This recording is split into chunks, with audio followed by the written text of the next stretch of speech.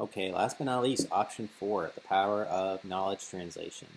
So let's slide away for a second from the Nipah virus and talk about something that happened in the past and how knowledge translation affected it. So let's look at cholera. Now, just in case you're unaware, cholera was initially thought to be caused by bad air, or what was called miasmata, from decaying matter. And so the public health initiatives focused on cleansing and prevention over, actual microbiology. Infographics, just like what we see here, were shared until near the end of the 1800s. And misinformation, really due to limited scientific knowledge, led to continued infection rates. But once breakthroughs occurred in research and Vibrio cholera was identified as a true cause, this shift focused from environmental theories to microbiological understanding. And infographics like these were released and resulted in decreased infection rates and the ability of the public to actually protect themselves from infection. So let's pretend that there was a Nipah virus outbreak in PEI. And for those of you that don't know, this is Dr. Heather Morrison, and she was our Chief Public Health Officer during the COVID-19 pandemic, so we saw her on the news lots of times. The poor dear. She did a great job. So what kind of stuff would we see if there was a Nipah virus infection in PEI? Well, an infographic is one of them that could help to inform the public about the risks, about the common symptoms, about how it's actually transmitted, and steps that they should take. And I should add that I am not a professional at creating infographics. This is just something that I'm developing and hoping to improve upon. And these are the points that I've taken so far that I think are important in developing them. One is that it should have color and images to catch attention. The wording should be appropriate for your target audience. So you can see in this infographic that it's really targeted towards the general public. There isn't any information on there that is too hard to understand or that requires some sort of medical training to comprehend. And with these, we really try to say as much as we can with the least amount of information. Because if we start overloading our infographics or our posters with data and long sentences or paragraphs of information, we really lose attraction, or we lose the interest of people that we're hoping to target with it.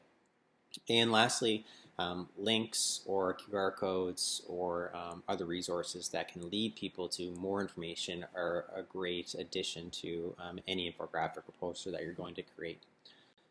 So why do we care about knowledge translation in EMS?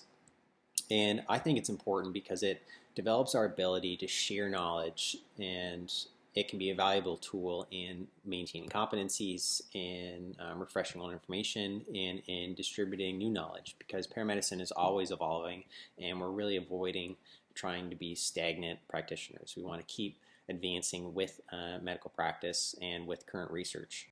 So maybe take a second here to think about how you would benefit or what you would like to see in your system, wherever that is, and how knowledge translation techniques like infographics or posters could be utilized.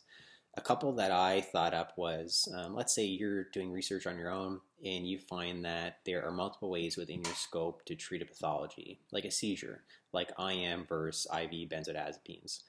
But the research indicates that one method is superior over the other. And we can share that information with our colleagues through our clinical development team to bring everyone's practice up to that level that's current with research. Maybe we've all been at the next one where we've attended an in-service in, let's say, September, but the protocol or the skill or the equipment isn't actually being launched 3 to 4 months later. Imagine if you see a poster and infographic at your base or at the hospitals before the actual launch of the in-service material to refresh your memory on what you learned. And what about changing patient presentation? So just an example is as the seasons change, so do different patients in their presentations. With warmer weather approaching, we could see posters or infographics talking about the difference between exertional or non-exertional heat stroke. Or as winter draws near, we could talk about hypothermic cardiac arrest.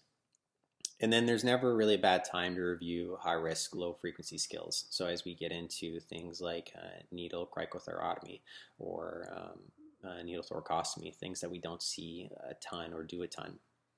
And so I thought I'd include a couple infographics from previous colleagues, so you're not just seeing mine and seeing the skill that other paramedics in our systems have to create informative pieces like this. So this one was created by Mo, and it's about creating public information for CPR and the importance of activating the emergency response.